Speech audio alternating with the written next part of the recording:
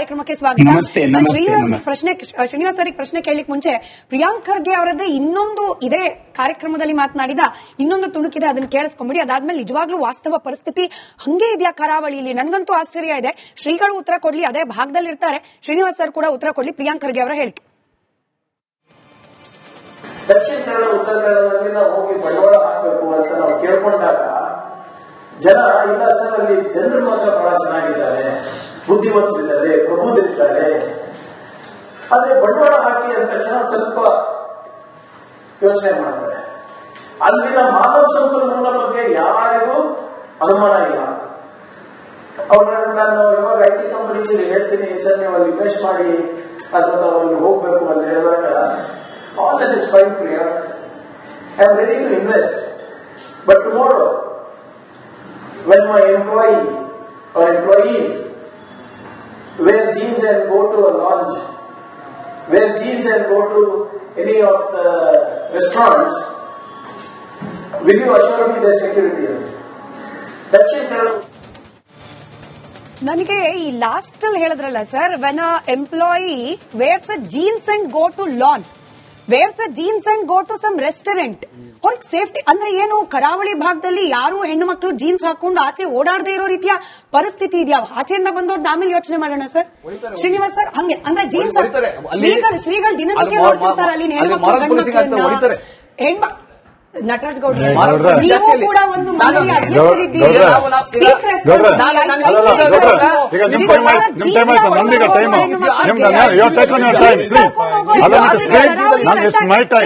Srinivas sir, madam Republic Kannada ಮೇಲೆ ನಂದೊಂದು ದೊಡ್ಡ ಆಪಾದನೆ ಇದೆ ಮೇಡಮ್, ನೇರವಾಗಿ ಹೇಳ್ತಾ ಇದ್ದೀನಿ.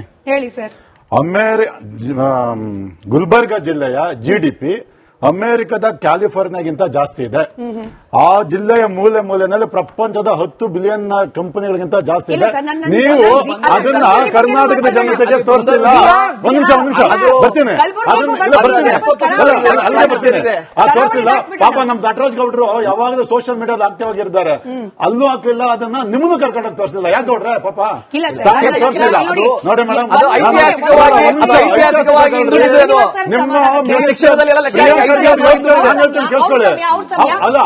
ನಿಮ್ ಸಮಾಧಾನಕ್ಕೆ, ನಮ್ಮ ವೀಕ್ಷಕರ ಸಮಾಧಾನಕ್ಕೆ 1.5 ಪೇಜ್ ನನ್ನ ಹತ್ರ ಕಲಬುರ್ಗಿದೇನೆ ಸ್ಟಾಟ್ಸ್ ಇದೆ. ಕಲಬುರ್ಗಿಗೆ ಹೋಗಕ್ ಮುಂಚೆ ಚೂರು ಕರಾವಳಿ ಪಾಸ್ ಮಾಡೋಣ. ಹೆಣ್ಮಕ್ಳು ಜೀನ್ಸ್ ಹಾಕೊಂಡು ಓಡಾಡಕ್ಕೂ ಕಷ್ಟ ಇರೋ ರೀತಿಯ ಪರಿಸ್ಥಿತಿ ಕರಾವಳಿ ಭಾಗದಲ್ಲಿ ಇದೆಯಾ? ಸಚಿವರು ಹೇಳ್ತಿರೋದು. ಈ ರಾಜ್ಯ ಕಂಡಂತ ಅತಿ ದೊಡ್ಡ ಟ್ರೋಲ್ ಮಿನಿಸ್ಟರ್ ಯಾರಪ್ಪ ಅಂದ್ರೆ ಅದು ಪ್ರಿಯಾಂಕ್ ಖರ್ಗೆ ಅವರು. ಅವರ ಸಂಘವನ್ನ ರಾಷ್ಟ್ರೀಯ ಸ್ವಯಂ ಸೇವಕ ಸಂಘವನ್ನ ದೆವ್ವ ಅಂದ್ರು. ಅವರು ideal man's mind is devil's workshop ಅಂತ ಹೇಳ್ತಾರೆ. ಅವ್ರು ಐಡಿಯಲ್ ಆಗಿರೋದ್ರಿಂದ, ಬರೀ ಟ್ರೋಲ್ ಅಲ್ಲೇ ಇರೋದ್ರಿಂದ ಅವ್ರಿಗೆ ಬೇರೆ ಏನು ಕೆಲಸ ಇಲ್ಲ. ತಾನ್ ಭೂತ ಆದ್ರೆ ಎದುರುಗಡೆ ಇರೋರೆಲ್ಲ ಭೂತ ತರ ಕಾಣಿಸ್ತಾರಂತೆ. ಹಾಗೆ ಅವರು ಐಡಿಯಲ್ ಆಗಿರೋದ್ರಿಂದ ಅವರು ಮನಸ್ಥಿತಿನ ಇಡೀ ಸಂಘಕ್ಕೆ ಅವರು ಪ್ರತಿಬಿಂಬಿಸ್ತಾ ಇದ್ದಾರೆ.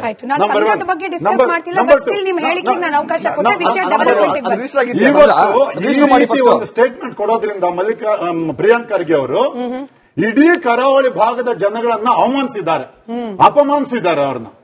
ಮೇಡಮ್, ಬಿಜೆಪಿ ಒಂದು ರಾಜ್ಯಕ್ಕೆ GDP 2ನೇ ಪ್ಲೇಸ್ ಅಲ್ಲಿ ಇರುವಂತಹ ಮಂಗಳೂರು ಇವತ್ತು ಅತಿ ಹೆಚ್ಚು ಮೆಡಿಕಲ್ ಕಾಲೇಜ್ಗಳನ್ನು ಹೊಂದಿರತಕ್ಕಂಥದ್ದು ಕರಾವಳಿ ಭಾಗ. 1961ರಲ್ಲಿ ಸ್ಥಾಪನೆ ಆದ ಕಸ್ತೂರ್ಬಾ ಮೆಡಿಕಲ್ ಕಾಲೇಜು ಇಡೀ ದೇಶದಲ್ಲಿ ಮಣಿಪಾಲದಲ್ಲಿ ನಂಬರ್ 1 ಇದೆ. ಅದು ಕೊಡುಗೆ ಅಲ್ವಾ GDPಗೆ? ಇವತ್ತು ಆಳ್ವಾಸ್ಗೆ ಹೋದ್ರೆ 40 ರಿಂದ 50 ಸಾವಿರ ಮಕ್ಕಳು ಓದ್ತಾ ಇದ್ದಾರೆ. ಅದು ಕೊಡುಗೆ ಅಲ್ವಾ? Karnataka bank ಹುಟ್ಟಿದ್ದೆಲ್ಲಿ? Canara bank ಹುಟ್ಟಿದ್ದೆಲ್ಲಿ?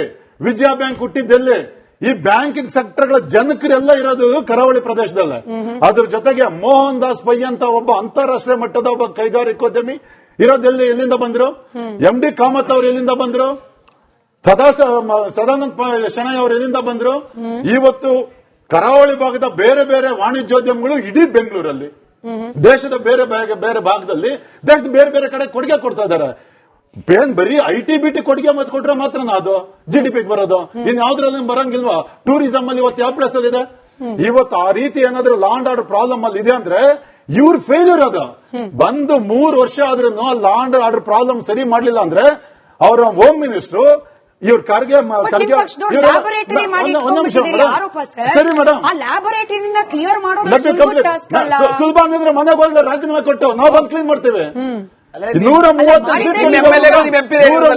Seat ತಗೊಂಡು ಇವ್ರೇನು ಕಟ್ಟಕ್ಕಾಯ್ತದಾರೆ ಇವರಲ್ಲಿ ಕುಳಿತುಕೊಂಡು ಸರ್ಕಾರದಲ್ಲಿ ಕಟ್ಟಕ್ಕಾಯ್ತದಾರೆ ಇವರು ರಾಜೀನಾಮೆ ಕೊಟ್ಟೋಗ್ಲಿ ಅವರು. ಇವತ್ತು ಕಲಬುರಗಿ ಜಿಲ್ಲೆಯಲ್ಲಿ SLC ರಿಸಲ್ಟ್ ಕೇಳಿಸ್ಕೊಂಡ್ರೆ ಧೈರ್ಯ ಮಾಡ್ರಿ ನಾನು ಹೇಳೋದನ್ನ. ಕೊನೆ ಸ್ಥಾನ ಕೊನೆ ಸ್ಥಾನ ಮೇಡಮ್. ಇವತ್ತು GDP-ಯಲ್ಲಿ ಕಲಬುರಗಿ ಜಿಲ್ಲೆ ಕರ್ನಾಟಕದ GDP-ಯಲ್ಲೇ ಕೊನೆ ಸ್ಥಾನ. IT BT ಮಿನಿಸ್ಟರ್ ನೀವು ಅವರ ಮತ್ತೆ RDPR ಮಿನಿಸ್ಟರ್ ಯಾವುದೇ ಒಂದು ಪಂಚಾಯತಿಗೆ ಹೋಗಿ ಆ ಪಂಚಾಯತಿನಲ್ಲಿ ನೀವು ಖಾತೆ ಮಾಡ್ಕೊಡ್ತೀರಾ ಸರ್ವರ್ ಡೌನ್, ವರ್ಷ ಪೂರ್ತಿ ಸರ್ವರ್ ಡೌನ್. ಇವರು ಡೌನ್ ಮಿನಿಸ್ಟರ್ ಇವರು ಯಾರು? ಪ್ರಿಯಾಂಕ್ ಖರ್ಗೆ ಅವರು ಡೌನ್ ಮಿನಿಸ್ಟರ್.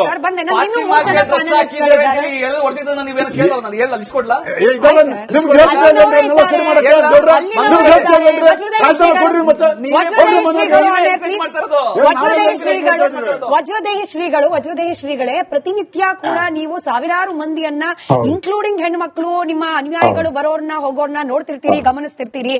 ಜೀನ್ಸ್ ಹಾಕೊಂಡು ಓಡಾಡ್ಬಿಟ್ರೆ ಸೇಫ್ಟಿ ಇಲ್ಲ ಅನ್ನೋ ರೀತಿಯ ವಾತಾವರಣ ಇದೆ, ಹಾಗಾಗಿ ನಾವು ಬಂಡವಾಳ ಹೂಡೋದಿಲ್ಲ ಅಂತ ಹೇಳಿ ಸಚಿವರ ಬಳಿಯಲ್ಲಿ ಬಂಡವಾಳ ಹೂಡಿಕೆದಾರರು ಹೇಳಿದ್ರಂತೆ. ಕರಾವಳಿಯಲ್ಲಿ ಹೆಣ್ಮಕ್ಳು ಜೀನ್ಸ್ ಪ್ಯಾಂಟ್ ಹಾಕೊಂಡು ಓಡಾಡ್ಲಿಕ್ಕೂ ಸ್ವಾತಂತ್ರ್ಯ ಇಲ್ಲದ ಪರಿಸ್ಥಿತಿ ಇದೆಯಾ? ಅಷ್ಟೊಂದು ಭಯಾನಕ ಪರಿಸ್ಥಿತಿಯಲ್ಲಿ ಕರಾವಳಿ ಮಂದಿ ಬದುಕ್ತಿದ್ದಾರಾ? ನೀವು ಕರ್ನಾಟಕ ರಾಜ್ಯದ ಎಲ್ಲ ಜಿಲ್ಲೆಗಳನ್ನ ನೀವು ಗಮನಿಸಿದ್ರೆ ನಮ್ಮ ದಕ್ಷಿಣ ಕನ್ನಡ ಜಿಲ್ಲೆ, ಉಡುಪಿ ಜಿಲ್ಲೆ, ಕಾಸರಗೋಡು, ಭಟ್ಕಳದವರೆಗೆ ಸ್ವಲ್ಪ ಡಿಫರೆಂಟ್ ಜಿಲ್ಲೆ.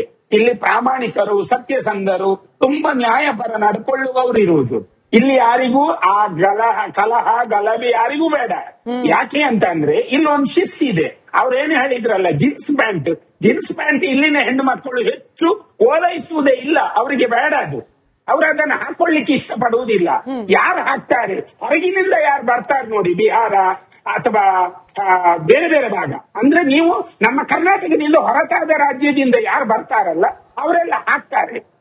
ಹಾಗೆ ಅಂತ ಹೇಳಿ ಮಲ್ಗಳಿಗೆ ಹೋಗ್ತಾರೆ, ಡಿಮಾರ್ಟ್ಗಳಿಗೆ ಹೋಗ್ತಾರೆ, ರಾಜಾರೋಚವಾಗಿ ಹೋಗ್ತಾರೆ. ಅದು ಕೂಡ ನೀವು ಮಾಲ್ಗಳಲ್ಲಿ 8:30 9 ನೋಡಿದ್ರು ಆರಾಮವಾಗಿ ಶಿಸ್ತಿನಿಂದ ಅವ್ರು ನಡೀತಾರೆ. ಬಂಡವಾಳ ಹೂಡಿಕೆದಾರರಿಗೆ ಜೀನ್ಸ್ ಹಾಕೊಂಡು ಎಂಪ್ಲಾಯಿಗಳು ಕೆಲಸ ಮಾಡೋ ಇದು ಕೇಳೋರ್ಗೆ ಹಾಸ್ಯಾಸ್ಪದ ಅನ್ನಿಸಬಹುದು. ಇದೇ ನಿಜ ಚಿಕ್ಕ ವಿಚಾರ ಇಟ್ಕೊಂಡು ಮಾತನಾಡ್ತಿದ್ದಾರೆ ಅಂತ ಹೇಳಿ, ಬಟ್ ಮಾತನಾಡಿರೋದು ಒಬ್ಬ ಸಚಿವರು, ರಾಜ್ಯದ ಒಬ್ಬ ಜವಾಬ್ದಾರಿಯುತ ಸಚಿವರು. ಹಾಗಾಗೇನೆ ನಾನು ವಾಸ್ತವ ಪರಿಸ್ಥಿತಿ ತಿಳ್ಕೊಳ್ಳಿಕ್ ಮತ್ತೆ ಪ್ರಶ್ನೆ ಕೇಳ್ತಿದ್ದೀನಿ. ಈ ಬಂಡವಾಳ ಹೂಡಿಕೆದಾರರಿಗೆ ನಿಂತಿದೆ ಅಲ್ವಾ? ಇಲ್ಲ ನಿಂತಿದೆ. ಮಾರಲ್ ಪೊಲೀಸಿಂಗ್ ಪ್ರಸ್ತುತ ಇಲ್ಲ. ಖಡಕ್ ಅಧಿಕಾರಿಗಳನ್ನ ಹಾಕಿದ್ದಾರೆ.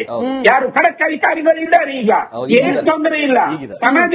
ಆದ್ರೆ ನಟರಾಜ್ ಗೌಡ್ರಲ್ಲಿ ನಮ್ಮ ಒಂದು ವಿನಂತಿ ಏನು ಅಂತಂದ್ರೆ, ಇಲ್ಲಿ ಕಾರ್ಮಿಕರಿಗೆ ಕೆಲಸ ಇಲ್ಲ ಈಗ. ಕಲ್ಲಿನ ವ್ಯವಹಾರ, ಹೊಯ್ಗೆಯ ವ್ಯವಹಾರ, ಅದನ್ನು ನೀವು ಪ್ರಾಮಾಣೀಕರಿಸಿ ಸಾಮಾನ್ಯ ನಾಗರಿಕನಿಗೆ ಮುಟ್ಟುವಂತೆ ಕೆಲಸವನ್ನ ಸರ್ಕಾರ ಮಾಡಬೇಕು. ಅದನ್ನ ಮಾಡದೇನೆ ಈ ರೀತಿ ವಾಚಾಮ ಗೋಚರವಾಗಿ ನಿಂದಿಸುವುದನ್ನ ನಿಲ್ಲಿಸಬೇಕು ಅಂತ ನಮ್ಮ ಆಗ್ರಹ. ದೇವರಾಜ್ ಸರ್, ಕಲ್ಯಾಣ ಕ್ಷಮೆ ಇರಲಿ, ನಾನು ಇದು ಕಲಬುರಗಿಗೆ ಹೋಗೋಕ್ ಮುಂಚೆ ಕರಾವಳಿದೆ ಇನ್ನೊಂದು ಪ್ರಶ್ನೆ ಕೇಳ್ಬಿಡ್ತೀನಿ. 6 ಮಹತ್ವಪೂರ್ಣವಾದ ಯೋಜನೆಗಳನ್ನ DK ಶಿವಕುಮಾರ್ ಅವರು ಕರಾವಳಿ ಭಾಗದ ಅಭಿವೃದ್ಧಿಗೆ ಅಂತ ಹೇಳಿ ಮಂಡಿಸ್ತಿದ್ದಾರೆ. ಅಲ್ಲಿ ಮುನೀರ್ ಕಾಟಿಪಳ್ಳಿ ಅವರು ಹೇಳ್ತಾರೆ, ಇಲ್ಲಿ ಗೋವಾ ಮಾದರಿಯಲ್ಲಿ, ಕೇರಳ ಮಾದರಿಯಲ್ಲಿ ಅಭಿವೃದ್ಧಿ ಮಾಡ್ತೀವಿ ಕರಾವಳಿಯನ್ನ ಅಂತ ಬಂದ್ಬಿಟ್ಟು ಇಲ್ಲಿ ಪಬ್ಬು, ರೆಸ್ಟೋರೆಂಟ್, ಗ್ಯಾಂಬ್ಲಿಂಗ್ ಏರಿಯಾಗಳನ್ನು ಮಾಡ್ಲಿಕ್ಕೆ ಹೊರಟಿದ್ದಾರೆ. ಸ್ಥಳೀಯರಿಗೆ ಇದು ಬೇಕಾಗಿಲ್ಲ. ಅಲ್ಲಿಗೆ ಒಂದ್ ಕಡೆ ಜೀನ್ಸ್ ಹಾಕೊಳ್ಳೋರಿಗೆ ಆತಂಕ ಅಂತ ಹೇಳ್ತಿರೋರು ಇವರೇನೆ, ಮತ್ತೊಂದ್ ಕಡೆಯಲ್ಲಿ ನಾವು ಗೋವಾ ಮಾದರಿಯಲ್ಲಿ ಇಲ್ಲ ಸರ್. ನಾನು ಅಲ್ಲಿನವರು ಮುನೀರ್ ಕಾಟಿಪಳ್ಳ ಅವರು ಬೆಂಗಳೂರಿನವರಲ್ಲ, ಕರಾವಳಿ ಭಾಗದವರು. ಅವರ ಅನಿಸಿಕೆಯನ್ನ ನಾನು ದೇವರಾಜ್ ಸರ್ ಕೇಳ್ತಾ ಇದ್ದೀನಿ. ಅಂದ್ರೆ ಈ ದ್ವಂದ್ವ ಇದೆಯಲ್ಲ ಸರ್, ಎರಡರಲ್ಲಿ ಯಾವ್ದನ್ ಕರೆಕ್ಟ್ ಅಂತ ನಾವು ಒಪ್ಕೊಳ್ಬೇಕು ಅಂತ. ನಿಜಕ್ಕೂ ಅದೇ ಈ ದ್ವಂದ್ವ ಅಂತಕ್ಕಂಥದ್ದು ಕಾಂಗ್ರೆಸ್ ಪಾರ್ಟಿಗೆ